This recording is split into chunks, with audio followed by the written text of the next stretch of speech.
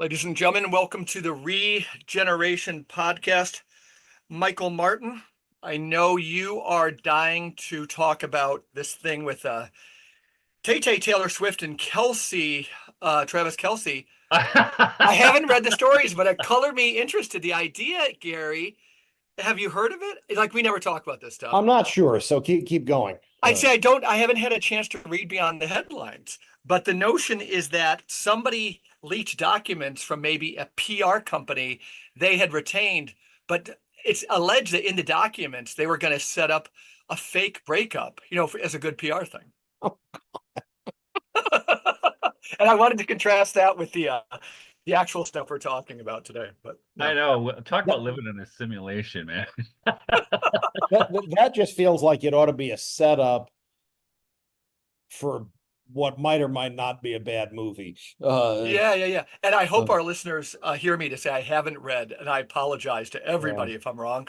It's funny that my wife is a piano teacher, and once in a while, I think it was with the OJ thing, the OJ thing many years ago. Oh, yeah. Where the same coverage you could find on Entertainment Tonight that you also saw in the evening news, and other people have commented on that. But my wife is usually teaching piano kind of after the dinner hour to students. And I don't watch much TV at all, but she's as likely or not, if I was turning on the TV, for me to watch like 10 minutes of what's happening with like Brad Pitt. Yeah. It's like be taking a crap. What are you looking at when you're, yeah. Well, I did run that Taylor Swift thing by my daughter who. Oh yeah, what'd she say? She didn't know about it, and I think she knows all the trivia there is to know about Taylor Swift. Yeah. She said her eyes kind of bugged out. Yeah. It seems legit, right? I don't know. And does it dent an image? I don't know enough about what she stands for. I think I like some of it. I'd like a lot of people who aren't dumb, who really, really like this whole thing. And it is a cultural phenomenon that the amount of money she'd be bringing to a city, the fact that people haven't done this since the Beatles, color me interested in all that too. I just don't know much about it. But, and I think with a lot of people who've been famous since they were teenagers, they don't have real lives. And I've always, even back when she first started out, my musician friends and I always felt protective of her because we didn't want, like dad. I mean, she's the same age as my oldest son. Oh, wow. So I like her. Yeah, I like her too. I mean, she's super talented, but and I think in her corpus, she does a lot of stuff like reflecting on being a product of that. And people really eat that up, the whole idea of something being super meta. Yeah. And it's nice to see a person who's been famous for that long who isn't screwed up with, drugs and alcohol. Yeah. And I've one more Taylor Swift story, and then we will get onto it. And I'll have Michael, who will introduce our guest by telling a story of how you two met each other. But at my oldest daughter's wedding, my oldest daughter, Mary, she did a Rotary year over in Belgium, and then she taught English over in Vietnam, and that's where she met her husband, Doug, great guy. Edwin's, again, he'll be on the show. He's a big listener. But at their wedding, a lot of the families from Belgium came over. They spoke French. But the highlight of the wedding for everybody there was they were playing Taylor Swift "Shake It Up," and like the French people, we were all one. It was like Pentecost. We were all singing and dancing. And it's because she's universally recognized, and it was the coolest moment. Yeah, she's not gross, but so Mike, tell me. I think I've been pissing a lot of people off lately. Online or what? I've had such a busy week. Yeah. When I talk to friends about our current political shift, which we're going to talk to our guest Gary Chartier about today, which you and I have talked about in the last couple of podcasts, right, Mike? Yeah. And just kind of fell into it. Well, we fell into it, but and it kind of blew up, or at least for us. I mean, for our little podcast, it blew up. And it was interesting to see all the interest in what we were talking about. And we were just kind of riffing, especially in that first one, right? Mm-hmm. Which we did a week ago Saturday.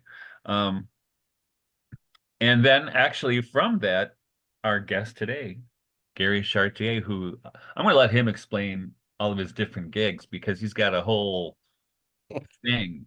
And Gary, I'd like to know how you discovered the Professor, podcast too. lawyers, all this stuff. So I want to make sure I get the story straight. So we're gonna get it straight from Gary. But Gary reached out to me via email and sent me a copy of his book, which is fantastic. I mean, it's a long book, so I'm not done with it yet. But it's let me show you. I want to see it. There we go. And it is entitled it doesn't have the title, or does it? What's the title of the book? Christianity and the Nation State, right? Christianity and the Nation State. Yeah. Wow. And this is gonna be a wild conversation. I've only gotten through the introduction, but it's fantastic. And I think about that stuff a lot. We do, and we talk about this. I mean, one of our favorite topics is anarchism, right? Christian anarchy. Wow. And one of the things Gary, but we've never done a show on the nation state. I think we could do like 20. Well, it's actually, believe it or not, nation state. It's a thing. Oh, it is. But so it's a funny way of doing politics. It is. Yeah. But here's the thing, though, Mike. The thing that has the monopoly on killing somebody in a certain geographical area. Yeah. Right. But so, you're aware I've been teaching this course online on Christian romanticism. Yeah. And it's about to wrap up Saturday. And the last book we're going to cover is Novalis's Christendom or Europe, which is not really a book. It's more of a pamphlet. And you wrote a fabulous introduction to a new issue of that. I loved it. I loved it. Yeah. Didn't I? Yeah. And it's kind of it's synergistic that we're going to talk about this today and about Gary and his book and our current situation, because as we both know, these are things that we think about all the time. That's how we met. That's how we met, Mike. Yeah. Not just on sociology, but on rethinking currency, rethinking everything.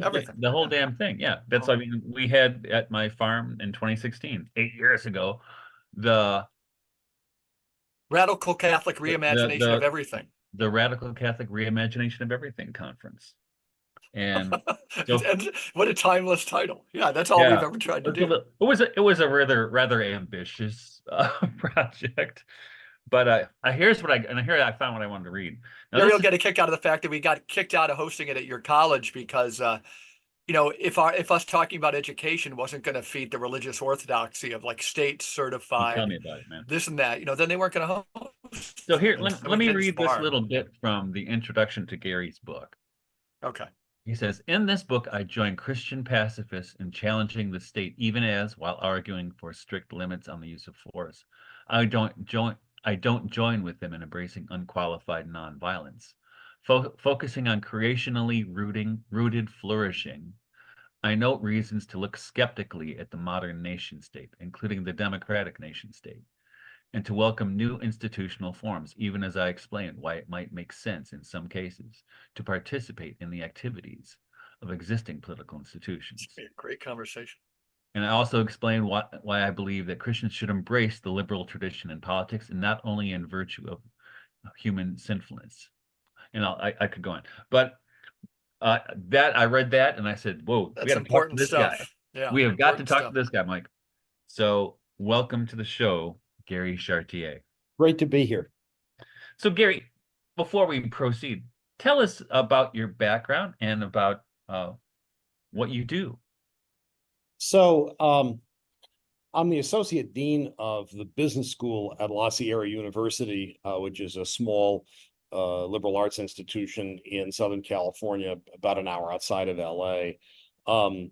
It's a little odd that I ended up as the associate dean of a business school because I never actually had a business class, but that was a product of my developing a great relationship with the dean, with whom I've been working fruitfully and enjoyably for the last 25 years. My background, I guess, looks something like this. I did an undergrad degree in history and political science with bits and pieces of religion and philosophy, and initially went to graduate school at Claremont in philosophy of religion and theology, and then pulled up stakes and went to Cambridge. Cool. I did a PhD in theology at Cambridge. I wrote a dissertation about friendship, Really? which kind of sat around in Holy limbo for a shit. very long time, didn't get published until actually 2 years ago. Can you Uh, send me a copy of that book? I'd of like to course, review yeah, it for Front absolutely. Porch or something. Yeah, Yeah. absolutely. Yeah. So then I spent 7 years post PhD not finding the kind of employment situation that I wanted. And so kind of I guess I'd been interested in law for a while. So I went to law school at UCLA, a place that was worth going because it's got a lot of people who are very kind of philosophically interested. So Hmm. really the experience there fit pretty nicely with what I had already been doing. While I was in law school, I started working part-time at the business school where I am now, and that turned into a full-time position once I had finished law school. Since then, I guess I have been a bit of a dilettante. I end up publishing in things ranging from, I mean, it's kind of all broadly philosophical, but legal and political philosophy and ethics and philosophical theology, a lot of theology recently, in particular, and I guess one book of sermons and one book of sonnets. So I'm a Wow. dilettante. Wow. Yeah. Yeah. Nice. Very Yeah. cool. All right. Mm. You're in the right place. I'm sure I'd like came to the right read place. you, but didn't remember your name. Like all of a sudden, I think in this talk, I'm gonna say, wow, you're that guy or something. But we'll let that naturally evolve. If Because it we if have it so many happens, great. But overlapping if interests. not, I'll be sending you some stuff. Okay, cool. Yeah. Yeah. Wow. So I wonder if you could, Gary, explain why you reached out to us. Yeah. So I first, I think, discovered regeneration when you guys interviewed John Milbank Oh a yeah. week ago.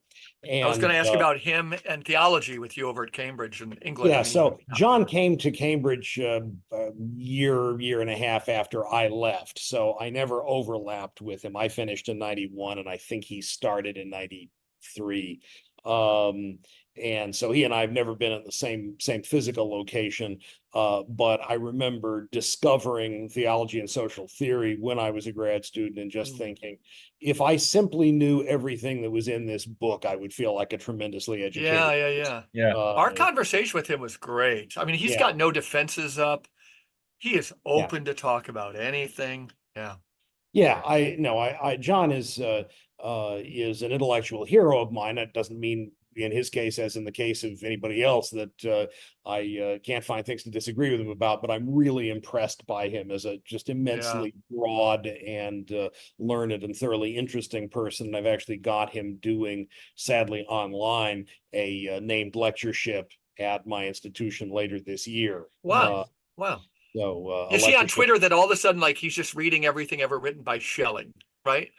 And he's just like, who does this, like, late in their career? And he knows Schelling now better than anybody, any other Schelling scholar, probably. Yeah, he That's really just is intellectually voracious. Yeah, And yeah. it's so impressive. So anyway, that's how I discovered regeneration, discovered you guys, subscribed, and so then reached out, as Michael mentioned, because I was so pleased with the back and forth that you had about political realignment, which to me just seems to me to be one of the most fascinating developments certainly in U.S. politics, but probably in the politics of the OECD countries generally. It just seems to me there's something really intriguing going on there.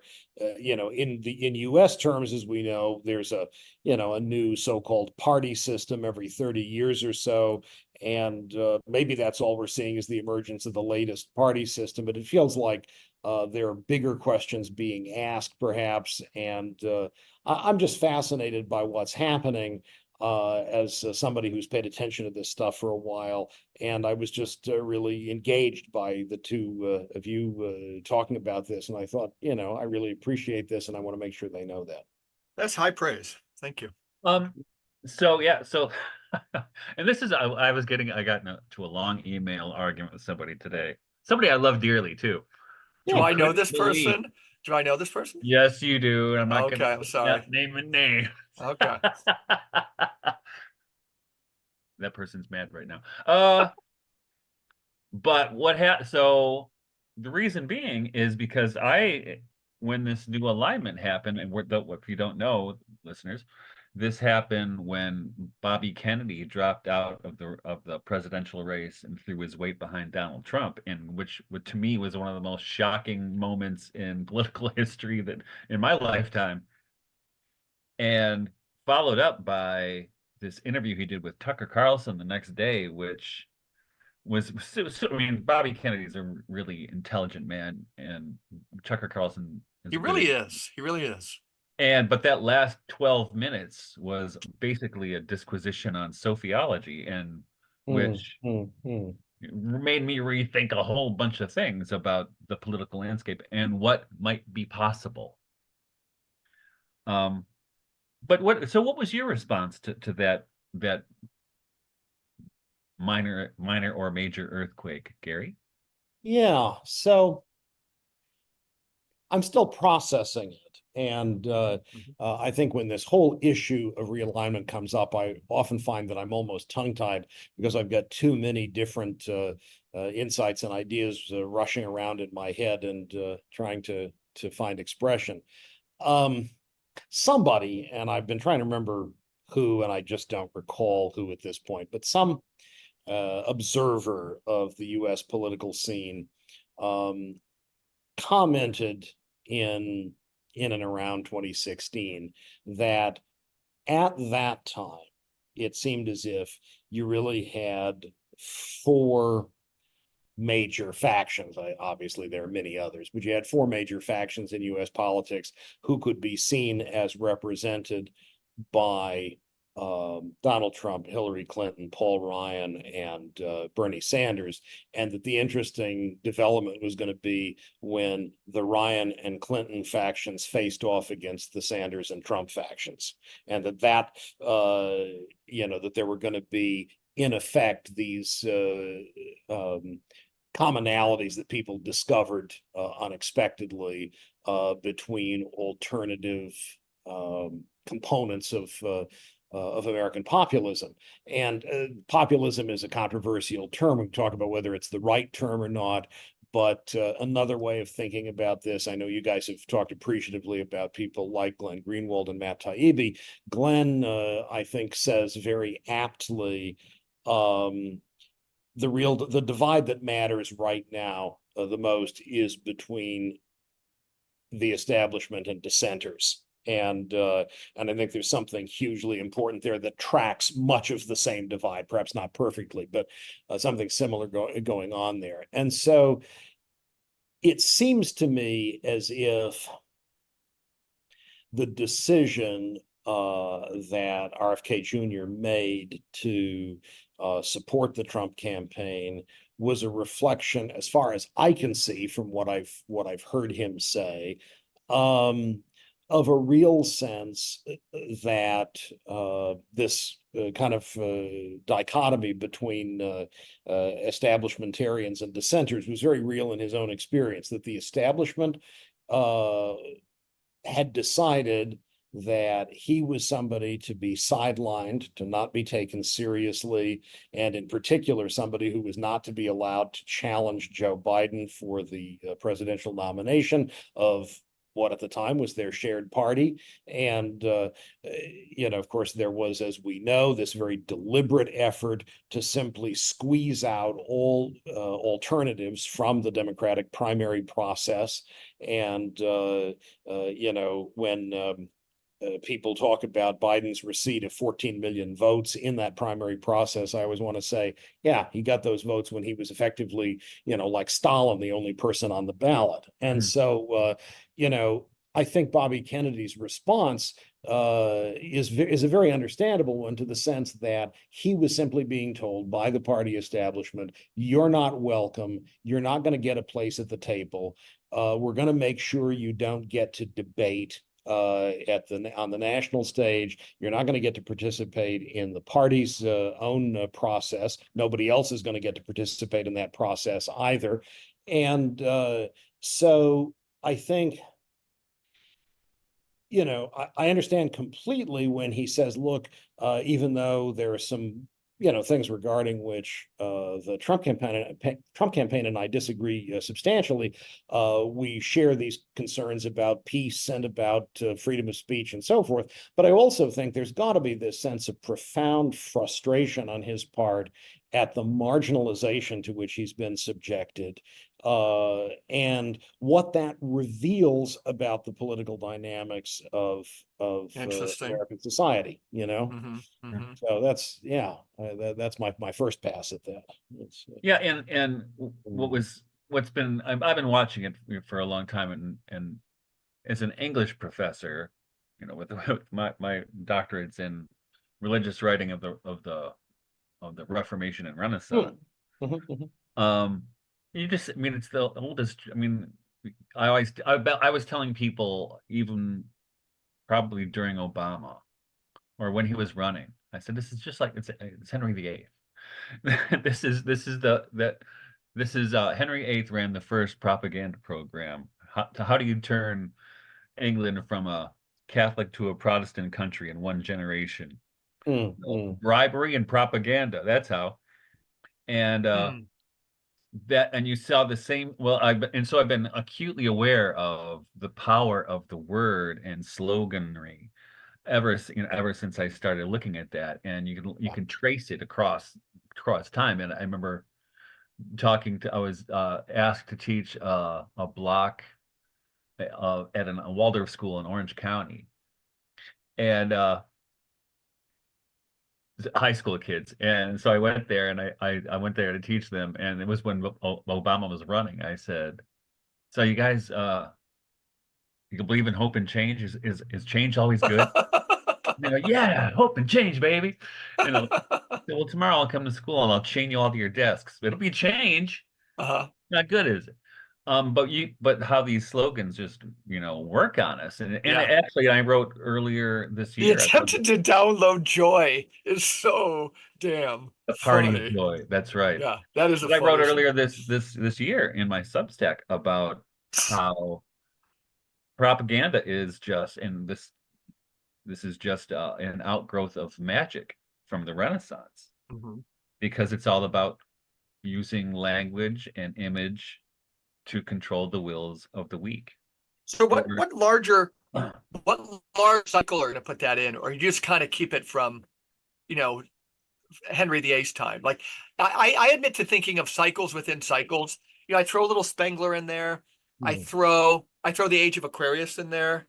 When you were talking about the real divisions now, Gary, I looked up a quote from my friend Bill Kaufman, and it says, as so often is the case as this bloody century winds down, the divisions are not between liberals and conservatives or socialists and free marketeers, but between the local and the remote, the village and the globe, the flesh and blood and the abstract. That's another solid one too, right? Yes. That's another solid one. So for me, anybody who listens, I think, in the Catholic Church, true, it's I've got a little more anarchism in me lately, but it's the Christian, it's the bottom up as opposed to the top down. John Cowper Powys, who I mentioned so much, he was here and he saw something new, a new advent in history in the Iowan farmer, for whom the class system had been actually eradicated. He couldn't find it. How he could smell it out if it was there, even implicitly. And he goes, oh my gosh, what's happening in America? What's happening in America? And all these themes energize me, liberty, Walt Whitman, things like that. Yeah. I'm so glad you mentioned Bill. You've mentioned him before. Yeah, he's a good friend, lives very close by. Yeah, I would certainly not want to pretend that Bill and I were close buddies, but we are acquainted. And cool. he was gracious enough to blurb a book I edited a few years ago. Oh, wow. I'll have to talk to him about it. And I actually just had an email exchange with him in the last couple of weeks about a project that I was contemplating related to this set of issues that we're talking about here. He's an important American, isn't he? Yeah. And again, he's principled, so he doesn't really do podcasts. He did one for Front Porch Republic, and I think that more credit to him. So he's not caught up in being like a purist or something. But he knows he's No. welcome on anytime. But if he ever hears this, I admire that guy so much. You know. Well, yeah, I think he is certainly admirable. And there are multiple things to admire about him. One thing I admire is that I think he is such a fine prose stylist. Oh, absolutely. I think really, really well of that. But you know, I was thinking about the observation about the rhetorical framing of Obama and the Obama campaign, and I wanted to just dive into that a little bit because it Sure. just made me think about that period. I know that you guys care about issues of war and empire, and it's one of the things I really like about Yeah, you. yeah. And it's something that Disagree with nobody. it's something that I genuinely feel snookered by where Obama is concerned. I mean, because I remember in that 2008 campaign, I think he went out of his way to position himself in some important ways as the peace candidate, and he clearly drew a sharp distinction between himself and Hillary Clinton regarding that. And she indeed kind of, I think, played into his hands by criticizing him as a softy. How dare he forswear certain uses of nuclear weapons and so forth. And I remember being really impressed by that and really cheering at the time. And then it quickly became apparent that none of that mattered. And you know, I've observed many times that, you know, so many people were frustrated by the time the 8 years of George Bush's presidency had come to an end. And if you had gone to central casting and said, please find me the anti-Bush, it would have been hard to find somebody more perfect than Barack Obama, somebody who seemed urbane in contrast to Bush's kind of hickishness, somebody who seemed cosmopolitan, somebody who seemed to be pacific rather than bellicose. And it turned out he was happy to serve Bush's third and fourth terms. Absolutely. And Wow, Exactly. wow. you Yeah. know, I mean, yeah, well said. it just really struck me that we were led to think he was going to mark a really pronounced change in the imperial policy that Bush had embraced. And it's not to say there weren't ever moments when he might have done things differently. I think he really did not, for instance, at all like Bibi Netanyahu, and sometimes wasn't going to go along with Bibi. But on the whole, the similarities were more pronounced than the differences. And I was so struck by how naive I had been, I think. Well, Go I ahead. think Yeah. that was a genius moment in propaganda and in manipulation, and the Democratic Party. I mean, yes, I'm going to rip on them. Has been perfecting that ever since. You have to stand in awe at their But aren't we talking their about the uniparty mastery at the of same time? propaganda. Yeah. Pardon But aren't me? we talking about the uniparty at the same time? Is it? Well, yes and no, I think. I'm with you. But a quick question, because Gary on both of these, that Yeah, question, but please. also because I think our listeners are interested. So, somebody told the story of Donald Trump, and I think Bill Kaufman could say the same thing, that he was surrounded right away by this group, that he gets into the office, has some leanings towards, almost no wars, and he fought it a little bit. Two things. One, I think some people are arguing he's more compromised by it now, just going to Berkshire Hathaway to fund his campaign. I don't know enough. But the second one would be that Obama gets into the Oval Office and he becomes George Bush. So well said, third and fourth terms. Deep state, permanent Washington. What do you call this thing that grabs them and kind of uses them as puppets? Or flesh that out a little bit for me. Yeah, and that's the actual mechanisms, the actual mechanics there are not transparent. And so anything I Yeah, say right. probably Yeah. ought to be taken with a grain of salt. But look, there are people who seem to think that the expression deep state was concocted by Donald Trump and is some kind of something that's somehow coded as Trumpian. My understanding is the first usage of that term actually was an analysis of Turkish politics Yeah, okay. toward the end of the 20th or beginning of the 21st century, and I think it's a very apt term to describe And with Turkey, the nation state is a theme in this, but that Yeah, might come later. The nation state yeah. has these things. Yeah.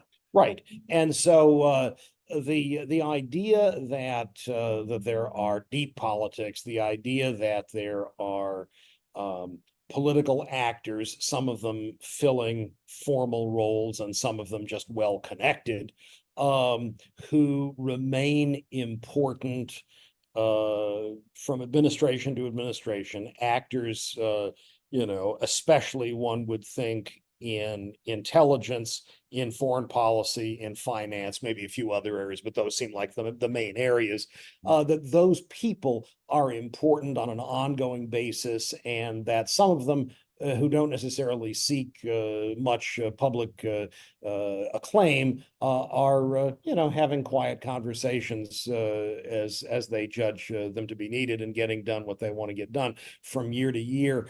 That doesn't seem at all unreasonable to me, and so the idea that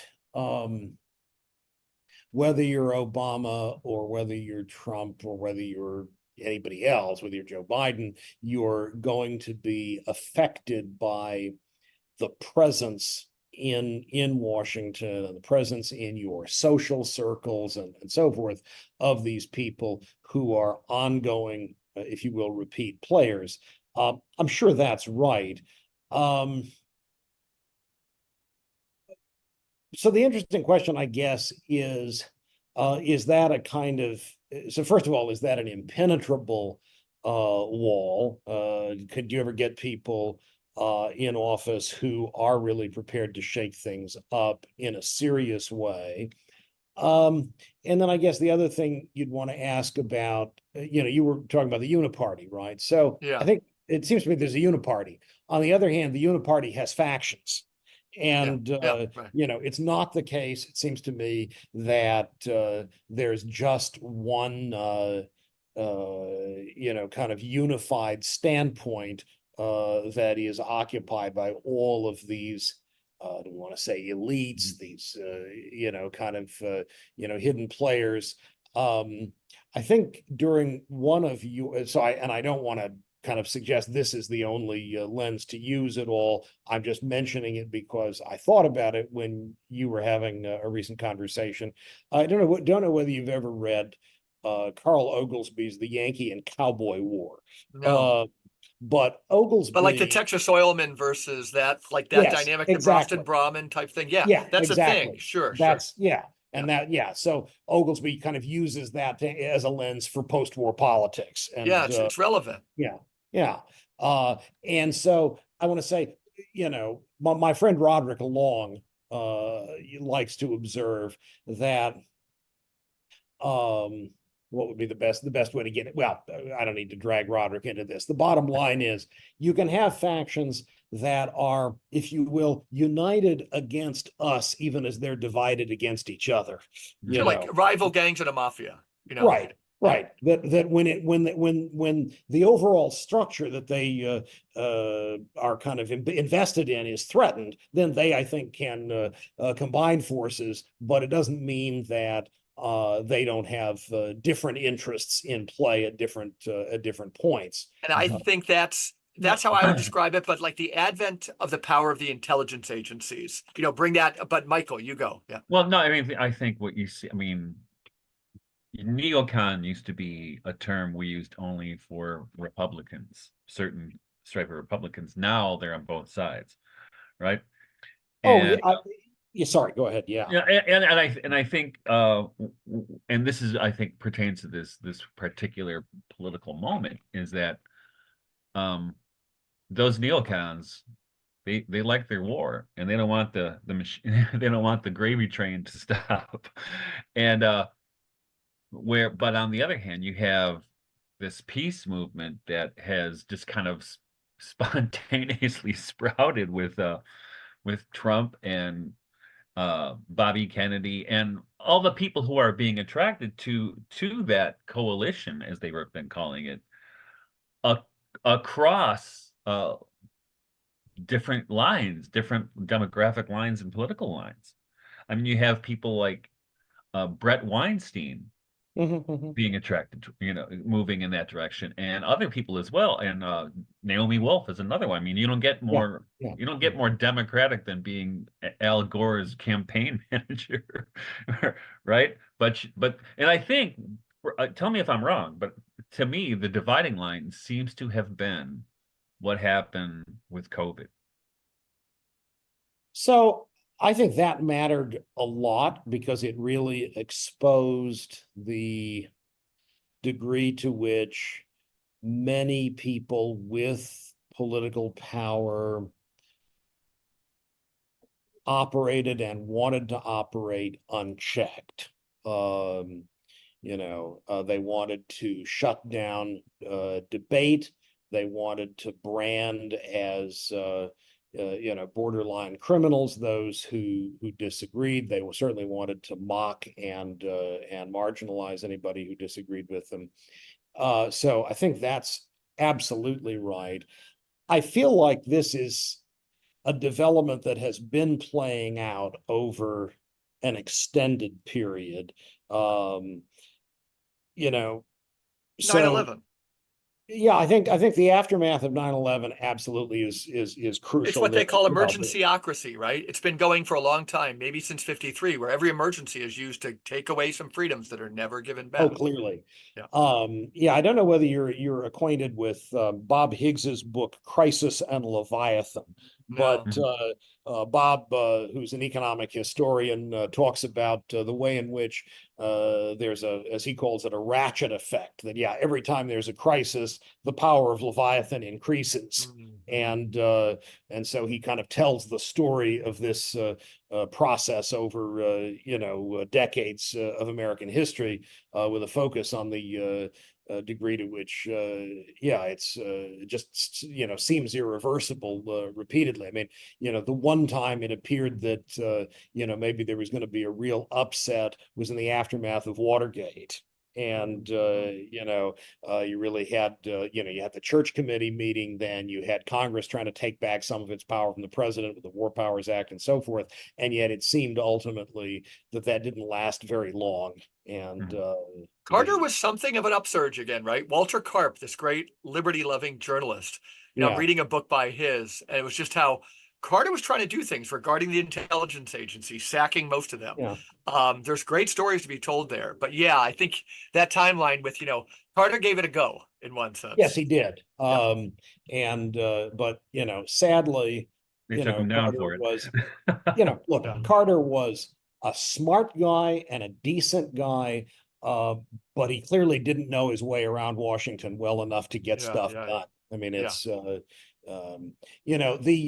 want to just back up for a second on the neocons, because I think that movement has been so intriguing, right? So I think, of course, you're right that for a long time you had neocons who were Republicans. The important thing to remember is they started out as Trotskyists. Right. I mean, these are guys who mainly guys, not all, who begin as Shachtmanites, they're anti-Stalinist, but kind of broadly in the Marxist tradition. And then you see people going through transitions in the 60s, but then they start out when they enter the mainstream, they're Democrats. They're especially working for Scoop Jackson in Washington. And then when the Republicans come back into control of the White House in 1980, I think Reagan's a more complicated figure than the neocons might like. I certainly don't think Reagan's any straightforward sense of neocon. I'm sure, for instance, they didn't like the attempt to really eliminate nuclear weapons with Gorbachev. But the bottom line is they found toeholds in the administration there, and moved into the Republican space. But then what's been clear is that because of Trump's disaffection for many of their international projects, now they've all moved back enthusiastically onto the Democratic side. Lynn Cheney is going to vote for Kamala Harris, she Yeah. reveals. It's just so crazy and so boring.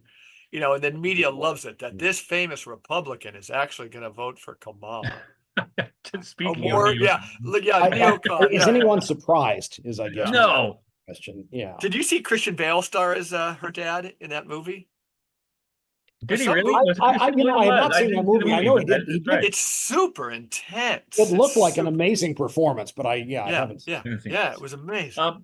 So Dark. I mean, now tell me if I'm wrong, but I'm at least I feel like I'm sensing that what they're calling the Unity Party is something that could disrupt that power hold between the Republicans and the Democrats, which So they're nothing calling the Trump Kennedy indefinite. thing the Unity Party now?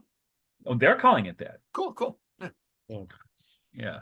Yeah, Um, that'll be really fascinating to see if that happens, if it really has that disruptive effect. Clearly, you've got people like Kennedy, like Tulsi Gabbard, who clearly see it playing that kind of role, and it'll be intriguing to me if that disruptive momentum persists. Right, I think it's not clear to me yet whether that's in fact going to be the case, or whether, as you were saying earlier, whether because of sources of money, or because of where the perceived votes are, or whatever, we end up getting a less disruptive performance than we might have Well, it was anticipated. Let me interesting. put forth a theory. Yeah, go, Mike. I'll put it In the forth in a last little week, bit. I mean, Yeah. I don't know if you caught it, but there was about a 15-minute video that Tulsi Gabbard dropped about that, I think was yesterday, the day before, about how the Biden-Harris administration, as soon as she challenged Harris on television recently, they put her on a watch list, so she and her husband can't fly without going through, Wow. TSA, going through everything and checking them for gunpowder and explosives and the whole bit. Oh, and And they've got dogs. There are like 5 people who end up being assigned to tail them. I mean, it's really quite remarkable Oh, that, it's so dark.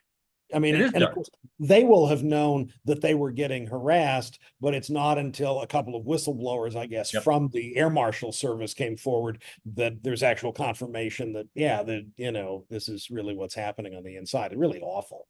So is that a budding totalitarianism? Sure. It really feels like an immensely dangerous abuse of political power. I find it Right. deeply troubling. Yeah, I mean, you can also, I mean, we won't talk about whether the Trump assassination attempt was an Yeah. inside job, but you can see with how many times did the administration reject Bobby Kennedy's request for Secret Service protection? Yes. It's another, they keep, this is what, and of course we could talk about their multiple requests and pressure they put on social media companies to censor free speech. Totally. But the other thing that happened this week. Sorry. Go ahead. No, I just that upsets me so much that I feel like I just have to dive in and underscore the seriousness of that phenomenon, right? The Alex Berenson storyline, it's really important stuff. Oh, Yeah, but I mean- the other thing the other thing that happened there were, Nicole Shanahan. Yes. She, I think I'm in love. No, she's like the ace in the hole they have over there. She keeps dropping these ads, and then I gotta watch them. Yeah. Oh, that She's commercial she worth did was watching. so amusing. I really, it was. She's charming and she's smart Yeah. as a whip.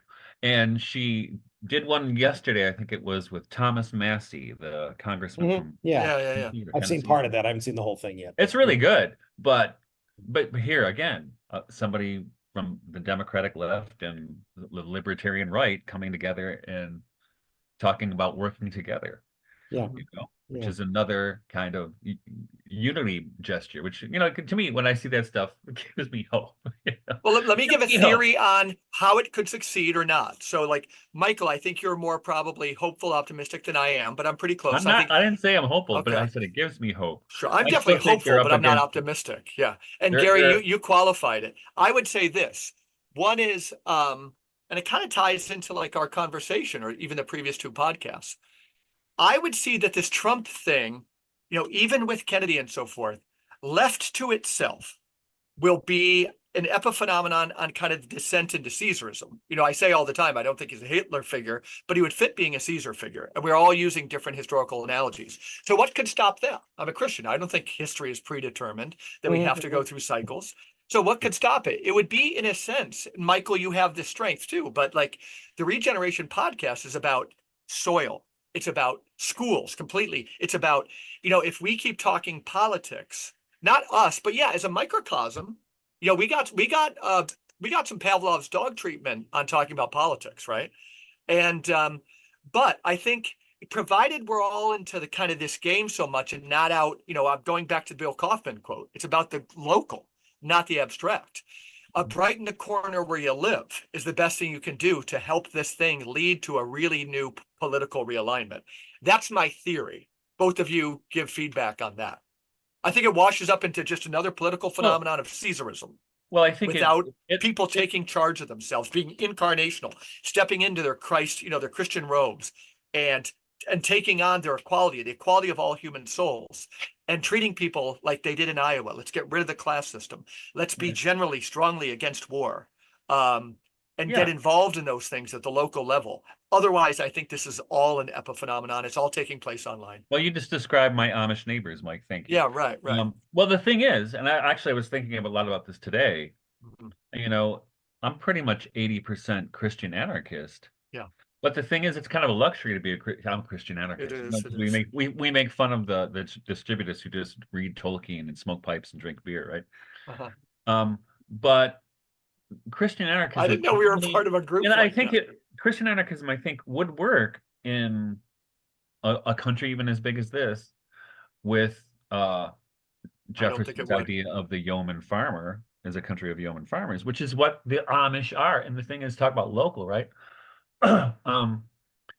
But even that won't work, or distributism couldn't work even on a small scale if you live in a country that won't leave the little people alone. No, and you heard Guido Pepperata on this. Remember that one time he was eloquent, just saying he surveyed everything.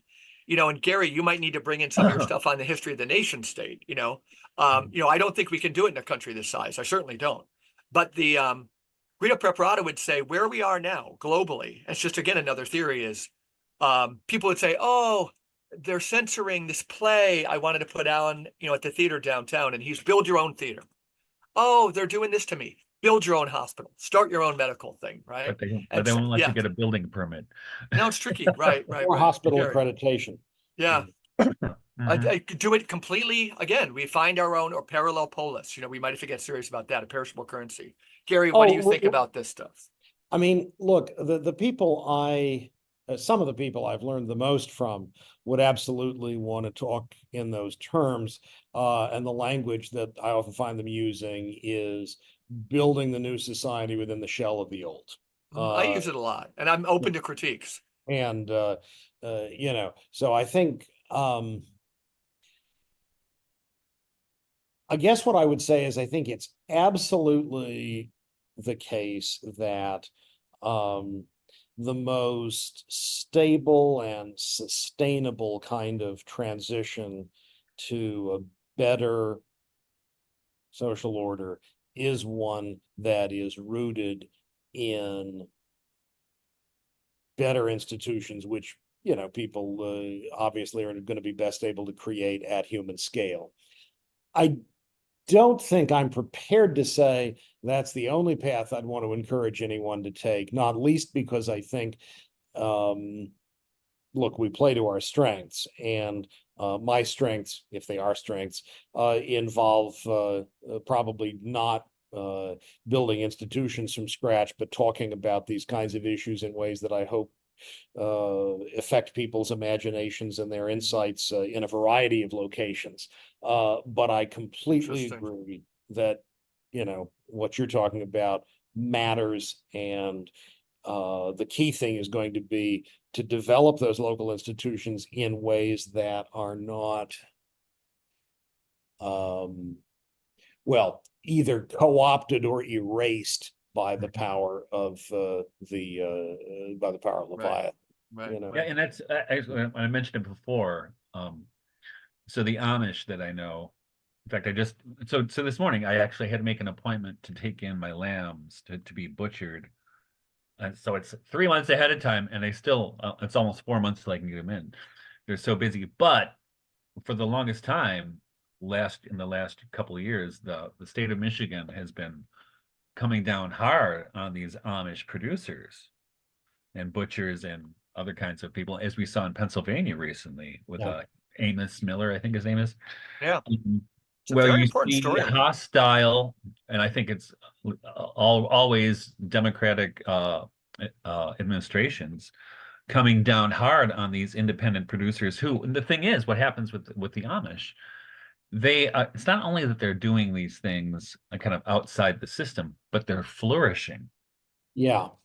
And there is nothing like success to demonstrate the degree to which the status quo isn't necessary, right? When you can put an alternative on display, and I think that's one of the things that I've learned the most from.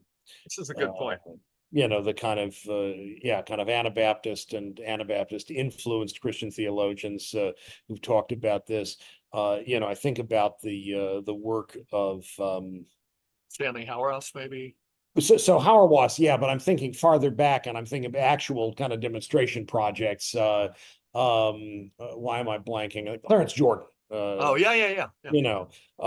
Right. So it's one thing to talk about racial reconciliation. It's another thing to just show people that a bunch of folks from different ethnocultural backgrounds can live and work together fruitfully next door to a more conventional kind of space in the Red Hills of Georgia.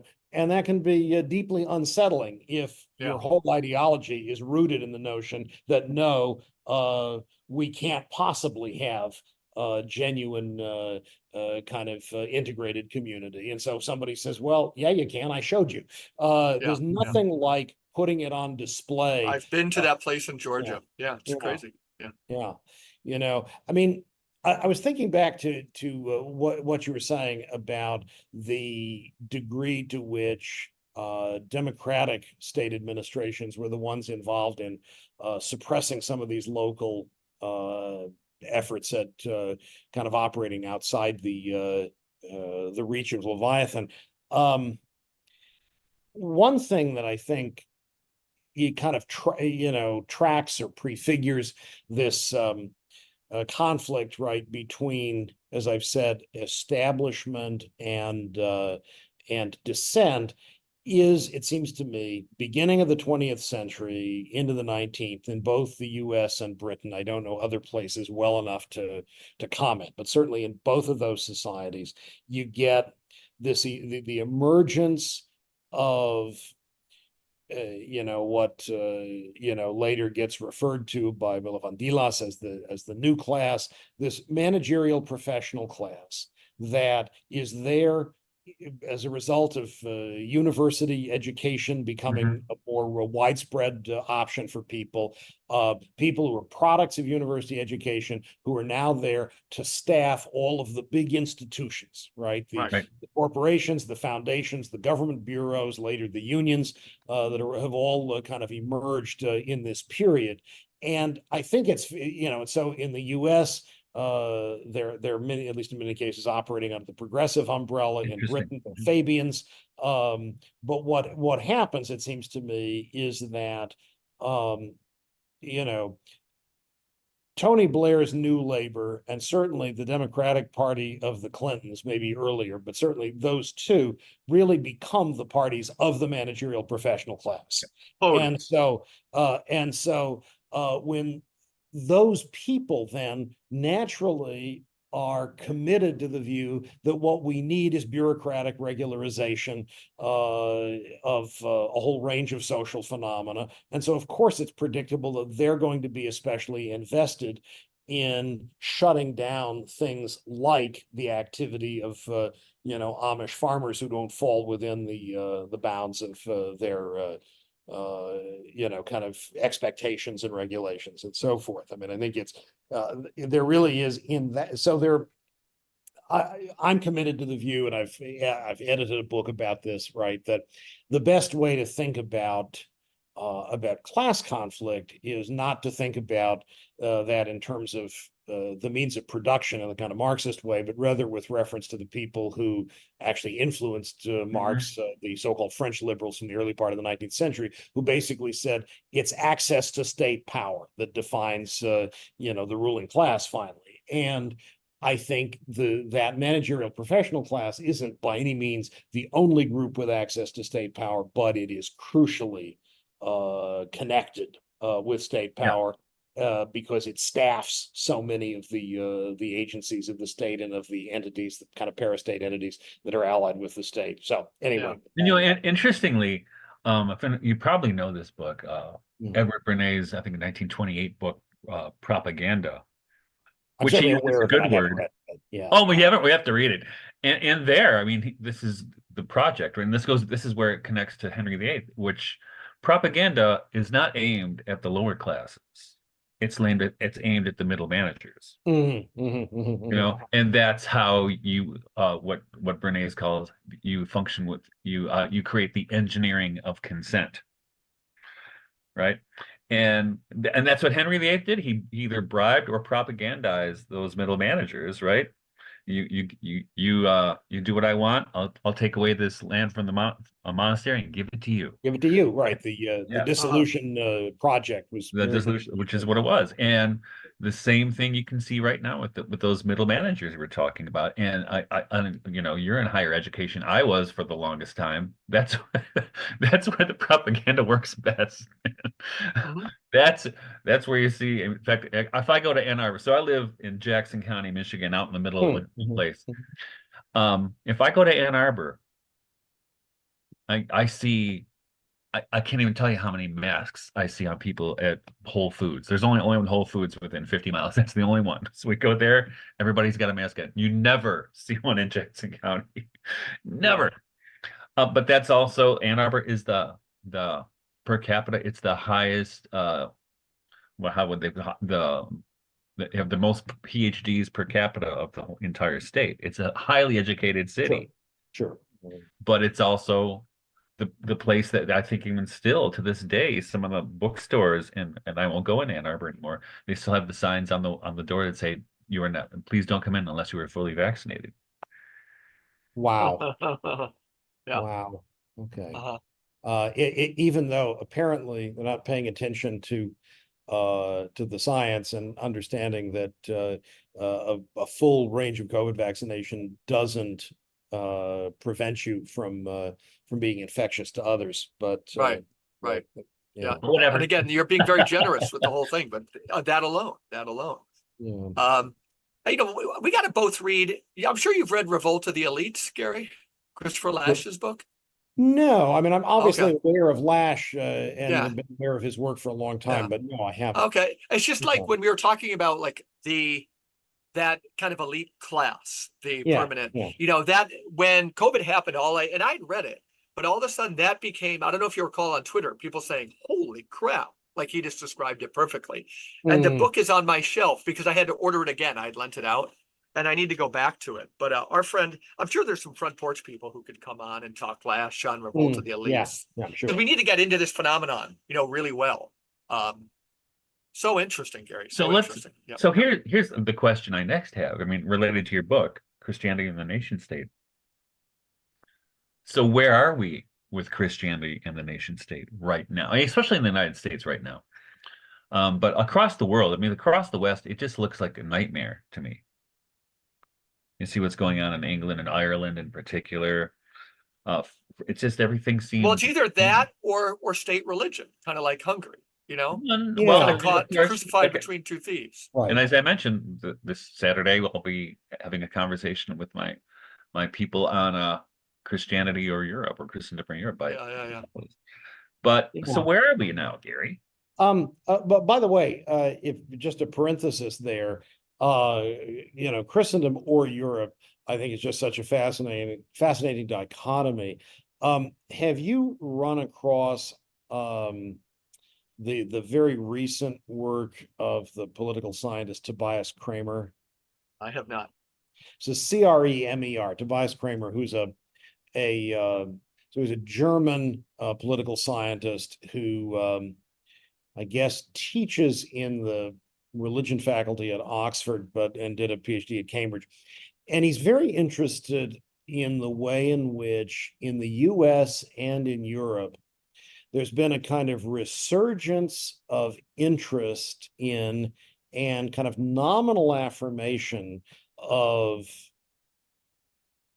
Christianity on the part of certain groups on the political right. But then what he's noticed is the degree to which, for many of these groups, what matters is Christianity as a cultural marker rather than Christianity as, in fact, something to be affirmed. It's not about worship and prayer and spirituality, but it's upholding a cultural marker in the face of the Muslim hordes or something like that. And that's kind of Deneen's project and things, right? Like everybody's working from a certain metaphysics, so you better make it yours, Yeah.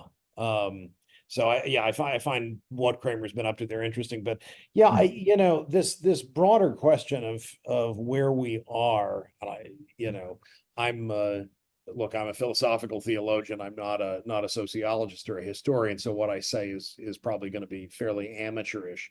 But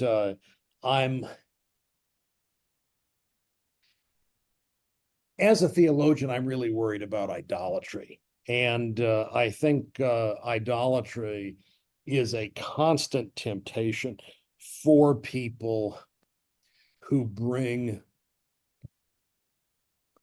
their religious convictions into the political arena. And that doesn't mean that there isn't something to be said about, from the standpoint of Christian faith about politics, but it means I think you've got to be profoundly careful. And where I notice it over and over again is with the tendency to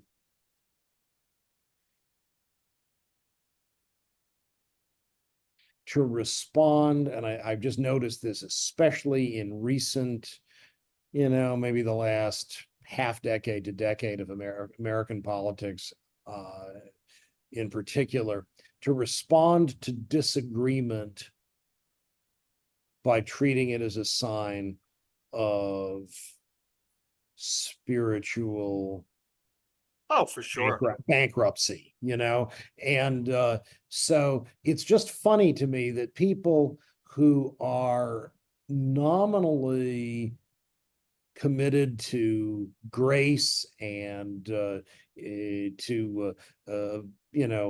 divine welcome and so forth end up all too frequently viewing people they don't understand and with whom they disagree as agents of Satan. And right. I'm deeply troubled by that, because I think it's fundamentally idolatrous. It's turning your project into God's project. And both sides do it, don't they? Like the Republican will say we're following Christianity, and all the Democrats are doing it is calling that white nationalism, as they take what's being offered by the nation state and then they call that Christianity.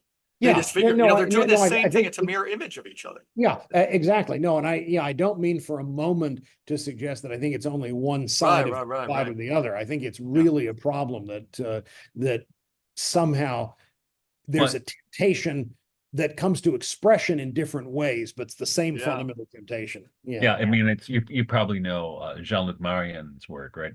Sure. Yeah. Where idle in distance, where when and in God without being, the idea, and I was actually talking about this with my class the other day, that anything can be turned into an idol. The Eucharist can be turned into an idol.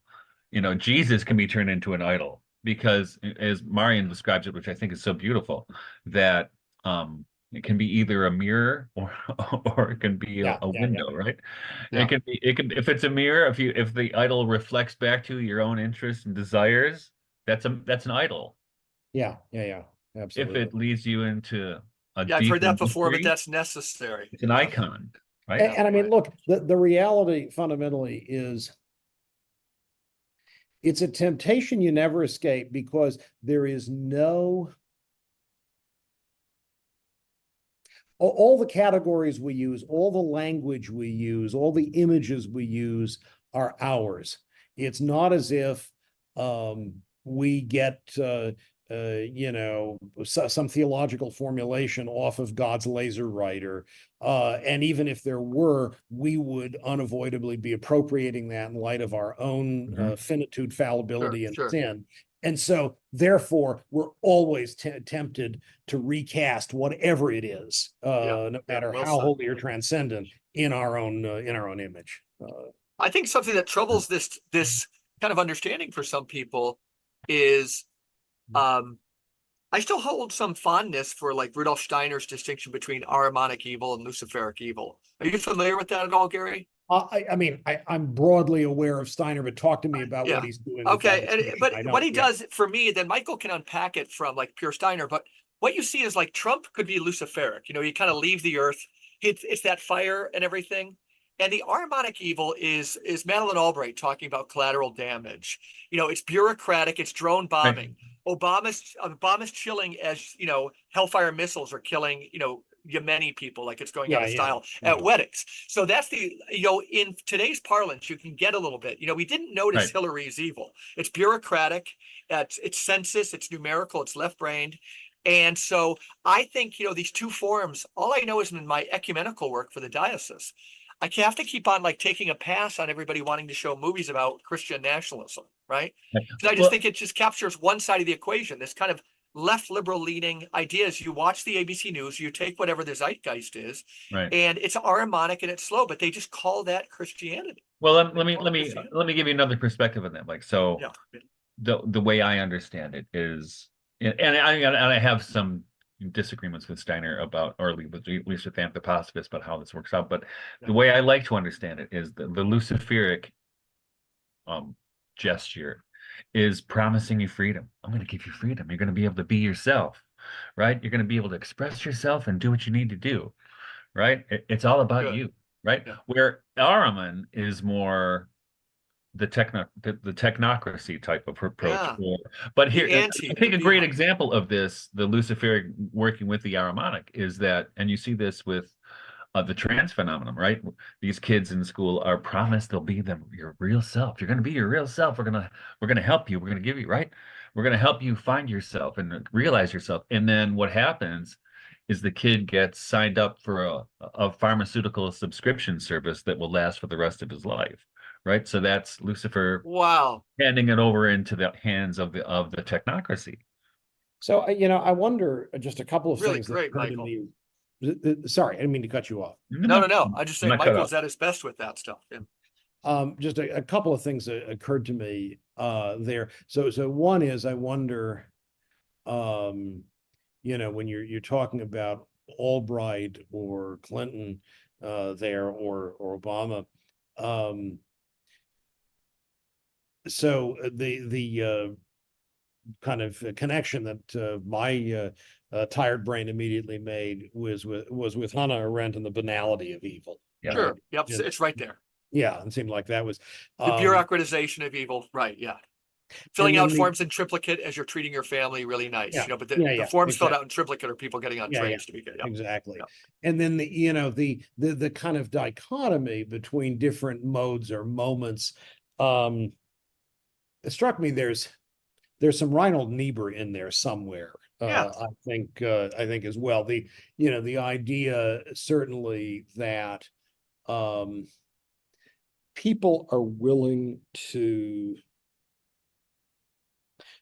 do unimaginably horrific things on behalf of causes with which they identify that they would never do for themselves. They would think, oh, I mean, that would be horribly unjust for me to do this on and fulfilling my own agenda, and failing to recognize the degree to which it really still is their agenda. They've identified with this political institution or social institution that they're then willing to act for in war or in some other kind of aggressively awful way.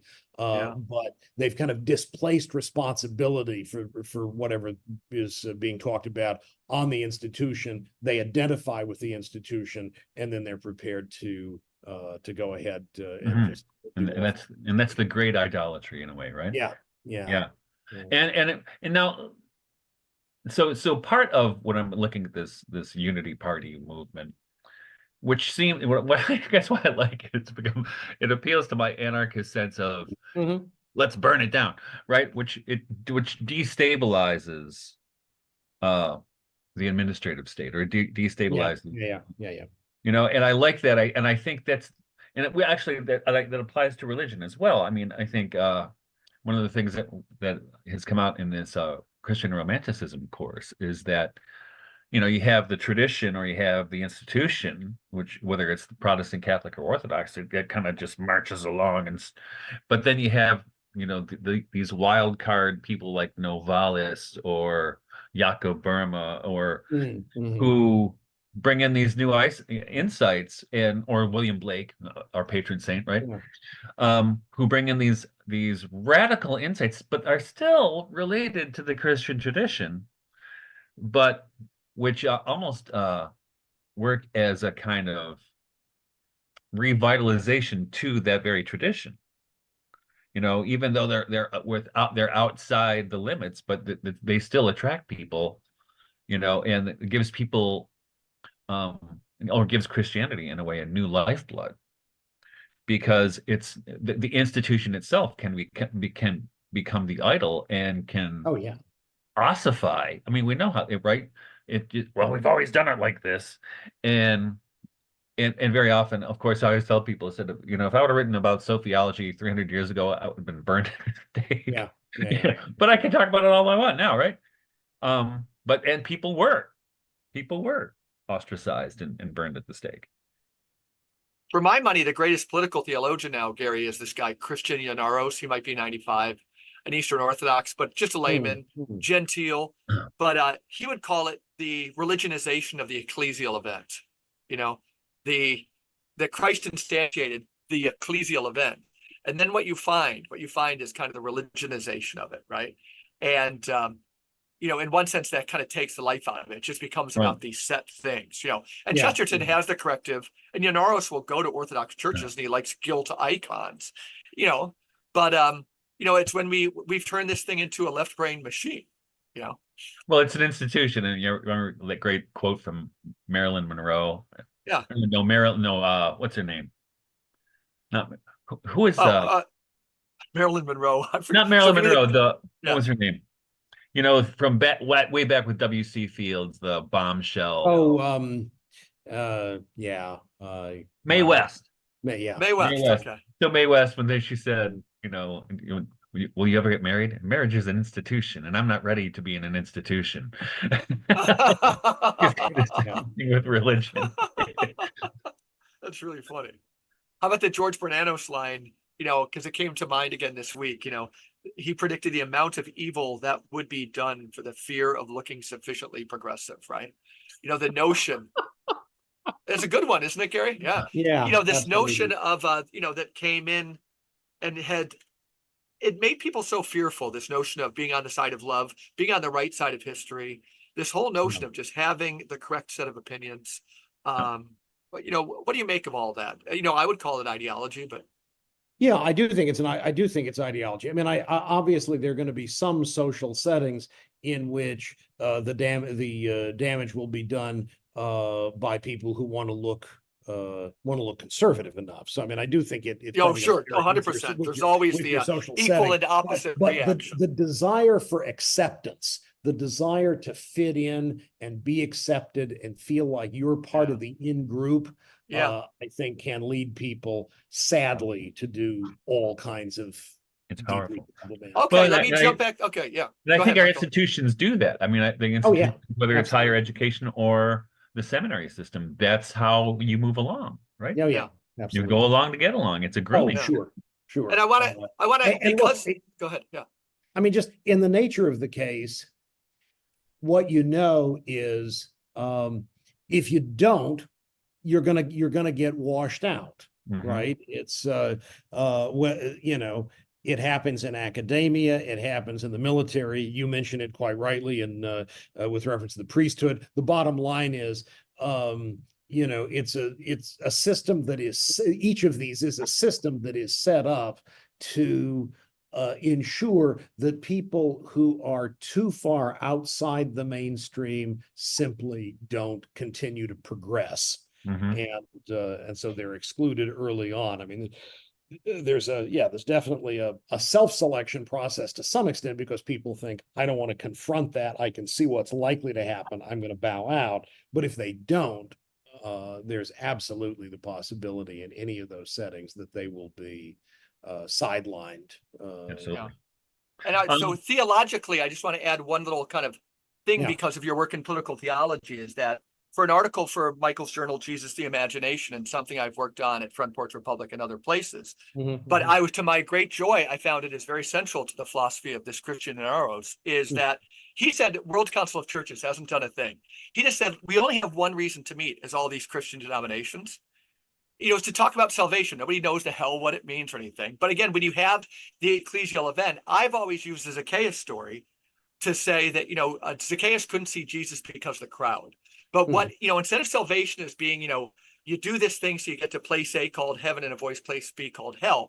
Where Christ is working now, 2,000 years after the incarnation, the seminal one is saving people from crowds into community.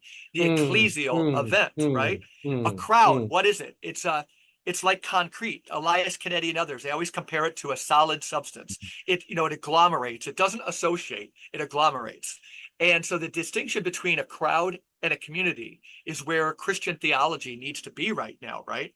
Because all this other worldly stuff is just not going to help. But the big thing that we're discussing is the power when we're talking about language and Orwell, the fear of looking sufficiently progressive, the fear of looking sufficiently intelligent, the fear of missing out. You know, all of these we got to name as crowd phenomenon. And that, you know, I always use that to look at church architecture too, the proscenium arch or the altar rail. You know, what's on the other side? It's a crowd, folks. It's a crowd. It was instituted after the Edict of Milan, you know, and so, but as the church is getting smaller, we need to think about a lot of these dynamics, because I think that's where salvation is located in our time, by name and a face and a story, rescuing individuals out of the crowd phenomenon. I think that's super important, that the insight that individuality in community as opposed to getting lost in the crowd seems super important and well worth a lot more conversation. Yeah. So to wrap up, because we've gone a bit. Sure. I wonder if you could say something about the relationship of Christianity or the Christian individual to the nation state, because we're in a weird space right now where certainly in the West, a lot of the nation states have way too much power and are actually, and their power has turned on their own populations rather than outside enemies. And in this answer, you could be seeding a whole other podcast with us too, Gary, right? It's obviously a big subject. Yeah. Oh, sure. I mean, I'm happy to have more conversations with you guys. I think this is great. I really enjoy the chance to connect with you here. I really think you've zeroed in on something hugely important in saying that power that is assumed with the stated goal of protecting the populace from threats, from external threats, then is turned around and is used as a basis for tyranny internally. And so, I think we don't have to look very far from that. Very far from where we're sitting now to see that, whether it's the way in which this develops in the U.S. in the wake of 9/11, the development of the internal security apparatus there and surveillance and so forth that's dramatically increased, whether it's more recently the public health authoritarianism that we saw emerge in 2020. here's a whole separate conversation to be had, but my friendly acquaintance, the political theorist Chandran Kukathas, makes the point that the same thing is true with regard to immigration, that the more restrictive you want to be with regard to immigration, the more restrictive you are of the domestic population, and it's so I think in a whole range of contexts, Wow. this becomes a really significant point. So where are we with regard to the nation state? I think we're in a position in which we see its fangs unbared, or fangs bared, not unbared. We see its fangs bared. We see something that really kind of came into its own. Around the time of Henry VIII, really shown for what it is, for a monopolist that brooks no opposition and wants to suppress dissent. And so there may be, in particular contexts, some reason to participate in the institutions that are part of the state just for defensive purposes, but I don't think we should ever have any illusions that this is anything but a deeply flawed structure ultimately that needs to be replaced. Do I have a magic formula for replacing it? No, we talked about that earlier, and I clearly don't. But I mean, where do we stand in relation to this? I think we ought to be deeply suspicious of its idolatrous claims. That's the most important thing I want to underscore. Wow, what a great, humble but powerful. Yeah, something we can all do. Okay. Thanks everybody for listening to the Regeneration Podcast. Gary, can you tell people how to kind of find your books or how to track? Sure. The simplest thing probably is to visit my website, which is garychartier.net or .com. There's some difficulty right now with the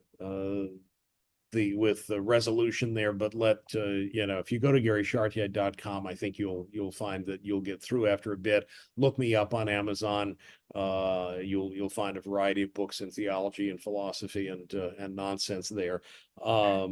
Thank you so much. What an interesting, courageous, clear thinker. Thank you, Gary Chartier.